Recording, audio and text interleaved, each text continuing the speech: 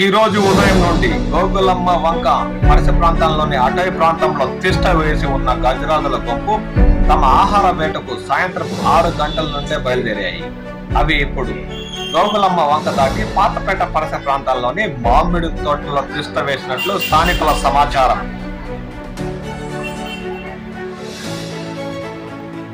అవి పాతపేట దాటిన తర్వాత చెల్లవారిపల్లి మీదుగా మతకువారిపల్లి గ్రామ పంచాయతీ పరిధిలోని పంట పొలాల మీద దాడి చేస్తాయా,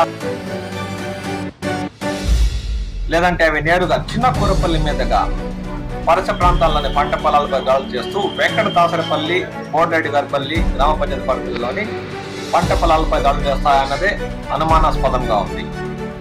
దీంతో స్థానిక రైతులు అప్రమత్తమయ్యారు. అటవీ శాఖ అధికారులు ఇప్పటికే పరిసర ప్రాంతాల్లోని పంట పొలాల్లో ఉండే రైతులకు సమాచారం అందించారు.